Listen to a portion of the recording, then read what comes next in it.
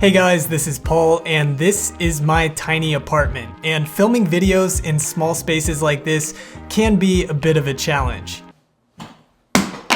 In this video, I'm gonna give you all a behind the scenes look into all of the camera gear that I use to make my videos, and I'm also gonna give some tips and product recommendations for shooting in small spaces like this. Okay, so first we have to go over what camera I use because I know that's the question that I get asked most often, and I just recently upgraded to my first full frame camera, the Sony a7C. Now, I avoided upgrading to the Sony a7 III for the longest time because I knew I wanted a flip out display, so when the Sony a7C was announced, it looked like the perfect camera for me. I love shooting videos with this thing. It's very lightweight and portable for a full frame camera, but it also has great battery life and it just produces a really clean image. Shooting full frame also gives me a wider field of view than my old APS-C Canon 90D, and that gives me more room to shoot in tight spaces. If you're tight on space, I also highly recommend using a wide angle lens. I've been using the Sigma 24-70 f2.8 lens and I love it. Not only does shooting wide angle give you a wider field of view, but it also makes the space you're shooting in look bigger than it really is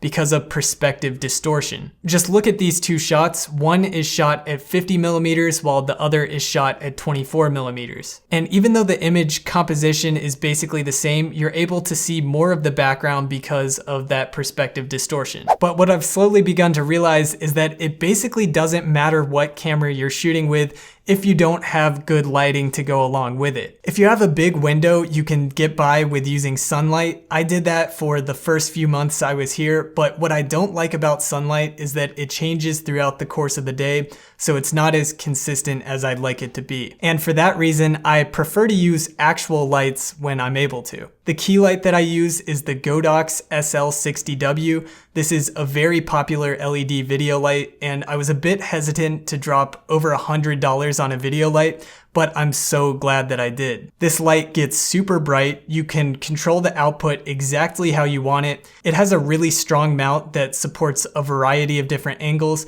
and it has a Bowens mount, so it will work with any Bowens mount softbox. And the softbox I recently upgraded to is the 38-inch foldable diffuser from Neewer, and it has two levels of diffusion, one internal and one external. It also comes with a Velcro grid, which helps direct the light more accurately. And although I don't normally travel with this softbox, I really appreciate how you can just fold it down super quickly. It just kind of folds up like an umbrella, and you can just throw it in its included travel bag to take with you. I can see this light being really useful for photographers or videographers who actually need to take their softboxes with them to different shoots. The one downside to this light is its size. It's definitely a pain to work with at times. It's so large that it will only go through my doorways in reverse.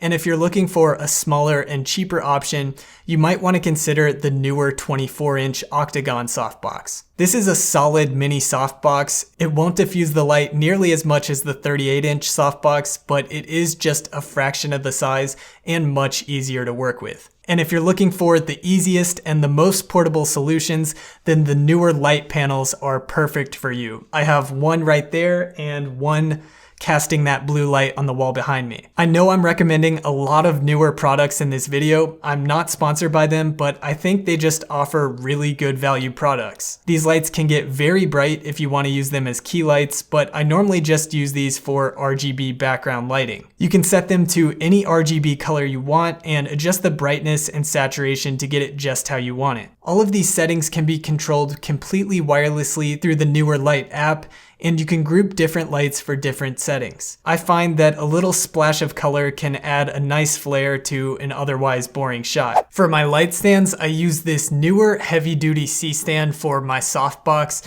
You really need a wide, stable base for this softbox because it is super heavy and cumbersome.